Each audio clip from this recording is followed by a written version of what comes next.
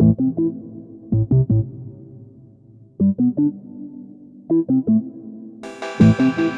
Monsieur Kouyaté.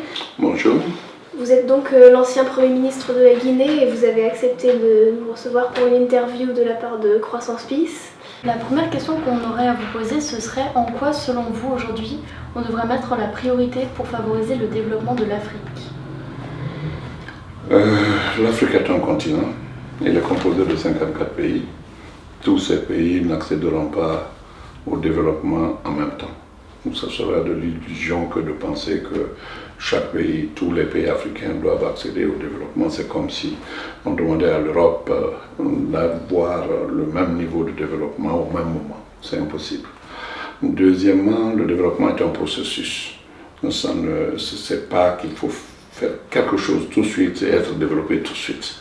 Le processus peut être plus ou moins long en fonction des décisions qu'on prend. Mais si je dois résumer ma pensée, je dirais qu'il y a ce que j'appelle les fondamentaux, c'est-à-dire la base qui prépare le développement.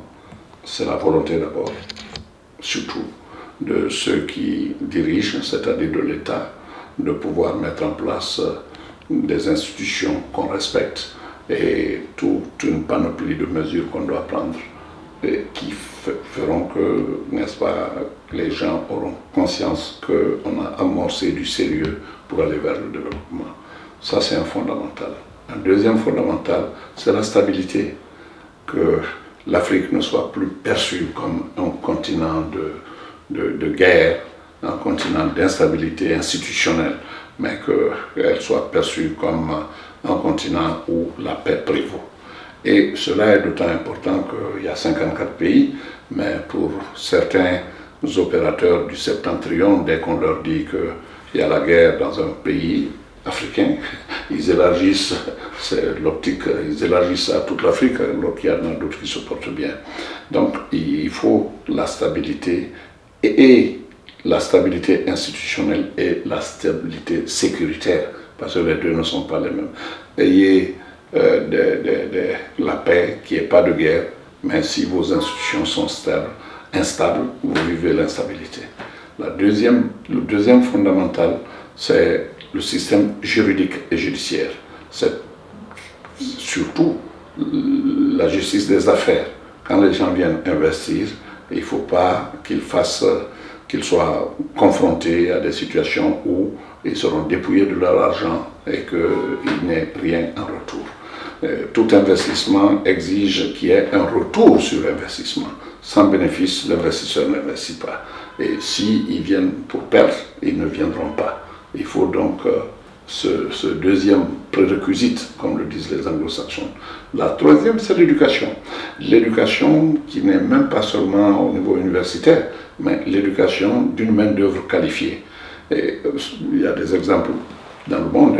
Le Vietnam était un pays communiste avant, et il est même encore plus ou moins avec la stratégie des Chinois, un État centralisé, communiste presque, mais une liberté de marché. Et aujourd'hui, ils ont une main-d'œuvre qualifiée dans certains domaines, et dans tous ces domaines, les gens, les industriels d'autres pays d'Occident préfèrent aller grâce à une main-d'œuvre qualifiée et bon marché et gagnent plus. Donc ils iront là où ils gagneront plus. En dehors de cela, maintenant, il y a tout ce qu'il faut mettre en place pour accompagner ces fondamentaux, c'est-à-dire créer toutes les conditions pour que l'investisseur ne soit pas démuni et pour créer les conditions. On n'a pas besoin même de courir après les investisseurs. Le monde est devenu un village. Tout ce que vous faites est vite connu. Et quand ces conditions sont créées, les gens viennent. Merci. Maintenant, par rapport aux investissements chinois en Afrique, quel est votre avis sur les investissements chinois en Afrique, justement? Mon avis, pour vous parler très honnêtement, les Chinois ont utilisé la technologie qu'ils ont pu avoir de l'Occident. C'est pas venu du ciel. Les Chinois ont su s'exporter. Leurs étudiants sont allés étudier là où il fallait. Il y en a plein aux États-Unis, il y en a à Londres, il y en a dans tous les pays européens. Et ils ont su capter la quintessence des technologies européennes. Ça, c'est le premier palier sur lequel ils ont joué. Le deuxième, c'est leur population. Quand Airbus veut vendre des avions Airbus à la Chine exige que Airbus vienne s'implanter en Chine. Si ça vaut la peine, et ça vaut largement la peine parce qu'il y a une population, il y a une consommation, il y a un État qui devient même créancier de beaucoup de pays d'Occident, y compris les États-Unis, le premier créancier américain sur le plan international, c'est la Chine. Donc les Chinois ont cette technologie. L'Afrique avait été une chasse gardée, soit de la Grande-Bretagne, soit de la France, soit d'autres pays. Elle ne l'est plus. Il y a d'autres acteurs qui émergent. C'est la Chine, c'est l'Inde, c'est le Brésil, les fameux BRICS, et tous ceux qui peuvent apporter leur know-how. Un know-how qui est tiré de l'Occident. Et il y a cet avantage que la Chine ne conditionne pas trop son investissement à des questions politiques, ce qui a été longtemps le cas avec les pays occidentaux. Est-ce bon, est-ce moins bon? Je ne le juge pas, mais je dis que cela conforte les dirigeants africains qui ne se trouvent pas sous des conditionnalités politiques qui les amènent, n'est-ce pas, à tourner le dos, même aux meilleurs investissements. Maintenant, cela dit, il faut que les Africains soient très minutieux dans l'examen des conditions d'investissement. La Chine est pentagruellement, je dirais, avide de matières premières. L'Afrique a les 30% des réserves les plus stratégiques du monde en matière en fait de matières premières. Tout se trouve là, sur le continent. Ça commence par l'eau. Ça manque ailleurs, ça ne manque pas en Afrique. C'est une géographie tropicale. Les tropiques passent par le milieu de l'Afrique où il pleut beaucoup. Et en dehors de ça, les ressources minières sont abondantes, que ce soit la bauxite, que ce soit le fer, que ce soit le diamant, que ce soit l'or. On a tout ça. Mais ce dont l'Afrique a besoin, ce n'est pas d'exporter ses matières premières, c'est de les transformer sur place. Aujourd'hui, l'Afrique n'a que 2% de part dans le commerce international, dans le commerce mondial. Ça sera toujours peu si on n'exporte que les matières premières. Il faut savoir transformer ces matières premières sur place en Afrique, au lieu de céder ces matières premières à des puissances qui vont les transformer et avoir la valeur ajoutée chez eux. Alors que cette valeur ajoutée, là où l'extraction d'une mine peut donner du travail à 4 personnes, si cette mine, ce minerai est transformé en produit fini, alors c'est 100, 200, 300, 400 personnes qui auront du travail avec la même matière première. Vous voyez qu'il est important d'avoir à transformer nos matières premières chez nous. Or, la Chine, pour l'instant, ne fait que prendre de la matière première sans mettre trop l'accent, comme d'ailleurs les pays occidentaux l'ont fait. Parce que je ne vous cache rien, la colonisation, ce n'est pas venu à cause de la couleur de la peau ou d'autres choses, c'était la recherche de la matière première pour nourrir les industries au XVIIIe siècle des pays qui avaient déjà amorcé leur développement. Voilà ce que je pense grosso modo de la Chine, plus la qualité maintenant. Et la Chine fait beaucoup, elle investit dans les BTP, mais dans certains domaines, la finition n'est pas parfaite. Les dirigeants africains doivent veiller sur tout cela. C'est une coopération qui est prometteuse pour l'Afrique, parce qu'au moins c'est une alternative, n'est-ce pas, à d'autres investissements. Il faut les mettre en compétition et prendre le meilleur. D'accord, merci. Alors, bonjour monsieur. Bonjour. Par rapport aux élections qui ont eu lieu en Guinée, qui n'ont pas eu lieu depuis 12 ans, quelle est votre position par rapport à cela? Qu'est-ce que vous pensez de cela? Et comment est-ce possible? Depuis 12 ans, ce sont les élections communales, les élections régionales dont vous parlez, et ça a eu lieu finalement le 4 février, et je dirais que ça n'a pas eu lieu parce que jusqu'ici, les résultats ne sont pas, les maires ne sont pas installés. Ça veut dire qu'on a fait une élection pour la forme. Et c'est ce qui est absolument obstruant pour le développement du continent. Si les dirigeants jouent ce jeu de calcul, de piège au peuple, finalement, on tourne en rond. Une élection régionale qui n'a pas été organisée depuis 12 ans, depuis l'arrivée de ce président au pouvoir, le président Alpha Condé. Depuis son arrivée, ça n'a pas été fait. En fait, qu'est-ce qui s'est passé? Il a commencé, un de ses premiers actes a été de démettre les maires qui avaient été élus avant lui. Il les a démis sans élection. Il les a démis contrairement à la procédure qui est définie par, n'est-ce pas, les lois électorales. Il les a totalement démis et il a mis des délégations spéciales en violant la forme et le fond. Donc, c'est ceux qui lui étaient affidés, c'est eux qui sont restés. Les autres, il a pris ses partisans et il les a mis là. C'est pourquoi c'est resté 12 ans sans, n'est-ce pas, élection.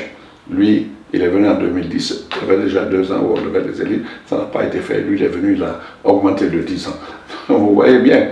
Et la dernière fois qu'on l'a fait, c'est le 4 février. Mais jusqu'ici, une élection communale est faite pour désigner les maires. Mais jusqu'ici, il n'y a aucun maire qui n'a été désigné. Donc, tant qu'on donne cette élasticité au vote, et on vote, le peuple vote, et non seulement ça devient le chapeau du magicien, c'est-à-dire vous mettez des feuilles et ça sort pigeon, parce que la fraude aussi est là, mais en plus, on ne donne pas les résultats auxquels on doit aboutir. Et finalement, c'est une élection pour rien. Il y a les législatives, il y a les présidentielles, tout cela est en train de s'embouteiller vers la fin, n'est-ce pas, de son mandat, parce qu'il n'a plus droit à un 3e mandat. Merci. Donc pour la question suivante, ce sera par rapport à la conquête spatiale et à l'espace africain. Selon vous, à quand un espace africain avec les satellites, la conquête spatiale et ces choses-là? Et il y a quelqu'un qui l'avait commencé, c'est le guide de la révolution libyenne, qui, je crois, si j'ai bon souvenir, c'était le 20 décembre 2007, avait mis 200 ou 300 millions de dollars pour qu'il y ait un satellite africain, ne dépendant plus des autres satellites sur lesquels on paye en matière de communication, de télécommunication, d'Internet et de tout ce que vous voulez. Alors, on paye assez. Je crois que, franchement, il y avait une sorte de déviation et qui ne disait pas son nom. Et il a pris ses responsabilités, il a consulté les chefs d'État africains et il a mis sur la table 300 millions de dollars. Et je crois que le 20 décembre 2007, le satellite Rascom CAF-1 a été lancé. Quand ce satellite a été lancé, ça donnait beaucoup d'espoir. Où on en est, je n'en sais rien, mais toujours est-il que ce satellite a été lancé. Ce sont des indépendances qu'il faut avoir. On ne peut pas se développer en dépendant de la technologie, en étant consommateur de la technologie au lieu d'en être créateur. Dans les 500 universités qui sont classées dans le monde comme reconnues comme des universités d'excellence pour l'innovation, il n'y a que 3 pays africains. L'Afrique du Sud, l'île Maurice et le Kenya. Par rapport à 54, c'est trop peu. Merci. Quelle est la place de l'Union africaine sur la scène internationale et est-elle importante? Au regard de l'histoire, elle a été importante pour l'Afrique. Elle s'appelait avant Organisation de l'Unité africaine, créée en 1963 à Addis Abeba. Après moult consultations, l'Afrique était divisée en deux. On appelait les partisans de Rabat, de Casablanca, les partisans de Monrovia. Ceux qui étaient considérés comme révolutionnaires, qui voulaient aller vite pour une Afrique autonome, et ceux qu'on appelait les modérés, qui voulaient qu'on aille doucement, etc. etc.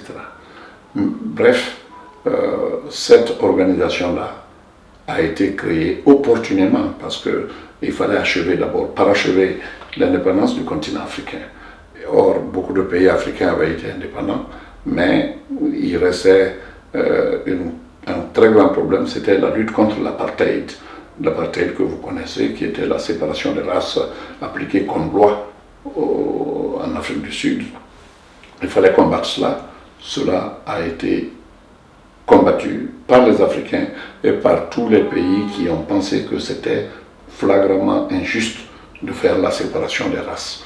Et cela a été mené, le combat a été mené sur le territoire africain par les pays de la ligne du front et donc par ceux qui étaient les plus voisins en Afrique du Sud, mais mené aussi dans l'enceinte des Nations Unies et porté par l'Afrique et soutenu par beaucoup de grands pays de ce monde. Il y a eu des vétos, bien sûr, chaque fois que le Conseil de sécurité voulait prendre des décisions relativement à ça. Je crois que c'est la fois où les Américains ont utilisé beaucoup de vétos, et les Britanniques aussi d'ailleurs. Mais le combat fut heureux parce que ça a eu une conclusion. L'apartheid, n'est-ce pas, a été aboli et éradiqué. Et les élections sont maintenant transparentes et il y a quand même une certaine démocratie en Afrique du Sud. Il y a même une démocratie certaine en Afrique du Sud, je dirais. Donc cette OUA-là a cédé la place à l'Union africaine. Pourquoi cette mutation de l'Organisation de l'Unité africaine à l'Union africaine? C'est une mutation qui n'est pas que cosmétique. C'est une mutation qui voulait dire que la période de conquête des indépendances est achevée. Il faut maintenant s'occuper de l'intégration des pays africains par le commerce, par l'économie, par tout ce qu'il y a comme facteurs d'intégration, les routes, l'électricité, la télécommunication, etc. etc. L'Afrique se trouve partagée entre des groupes régionaux. La CEDEAO, que j'ai présidée d'ailleurs pour l'Afrique de l'Ouest, la CEAC pour l'Afrique centrale, la SADC pour l'Afrique australe, l'IGAD pour l'Afrique de l'Est, etc. etc.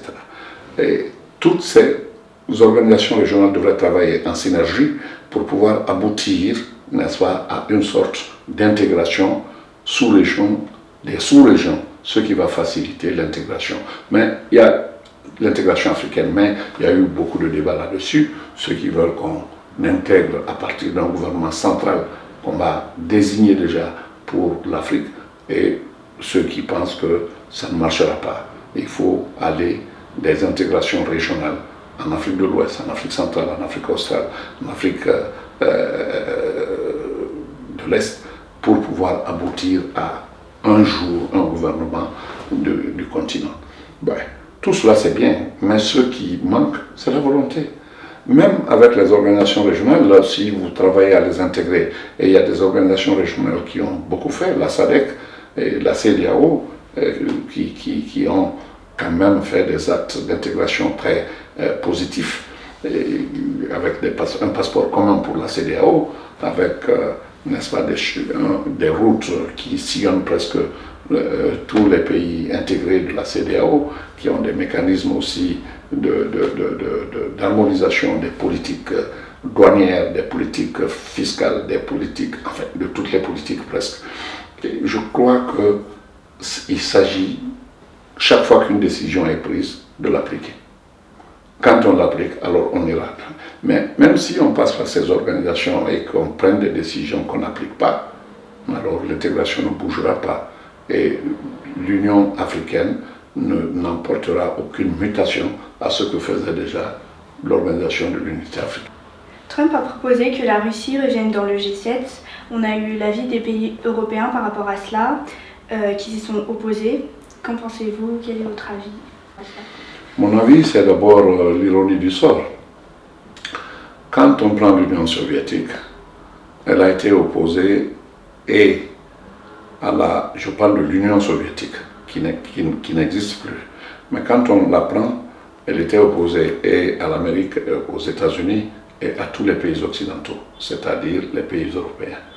Mais l'Union soviétique a eu un acte, il y a eu un moment fort où l'Union soviétique et ses adversaires politiques, je dirais même ses ennemis politiques de l'Ouest, contraints par le fait historique, se sont mis ensemble pour combattre le fascisme.